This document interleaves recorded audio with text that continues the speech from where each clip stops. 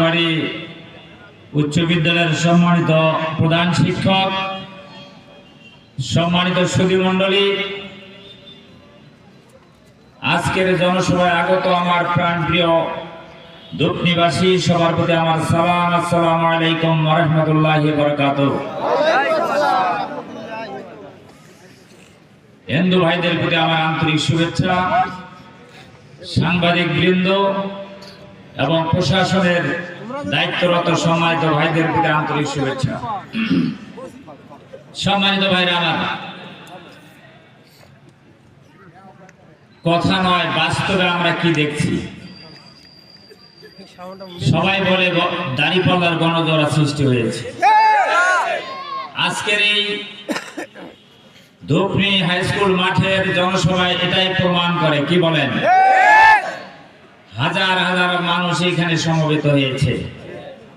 এর থেকে প্রমাণিত হয় আগামী 12 তারিখে নির্বাচনে সুন্দরগঞ্জে দাঁড়িপাল্লা মার্কা বিপুল ভোটে বিজয়ী হবে ইনশাআল্লাহ। এই বিজয়কে কেউ ঠেকিয়ে রাখতে পারবে না ইনশাআল্লাহ। যদিও নানা রকমের ষড়যন্ত্র শুরু হয়েছে, আমরা মনে করি কোন ষড়যন্ত্রে কোনো কাজ দেবে না। দাঁড়িপাল্লায় বিজয়ী হবে ইনশাআল্লাহ। কারণ এই সুন্দরগঞ্জে আমরা রক্ত দিয়েছি, আমরা জীবন দিয়েছি। আমাদের 5 জনকে আমরা হারিয়েছি এই সুন্দরগঞ্জে। আপনাদের ভোটে নির্বাচিত এমপি মাওলানা আব্দুল আজিজ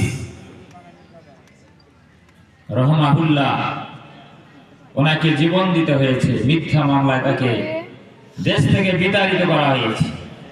পার্শ্ববর্তী দেশে তিনি মৃত্যুবরণ করেছেন। তার জানাজা আমরা করতে পারি নাই, তার লাশটা আমরা পাই নাই। গায়েবানা জানাজা আমরা করতে চেয়েছিলাম, সেটাও করতে দেওয়া হয় নাই। আরো 4 জন, 3 জনকে গুলি করে হত্যা করা হয়েছে। তাদেরও 2 জনের লাশ আমরা পাই নাই। কাজে রক্ত দিয়েছি আমরা, জীবন দিয়েছি আমরা। এই সুন্দরগঞ্জবাসী আমাদেরকে নির্বাচিত করবে ইনশাআল্লাহ।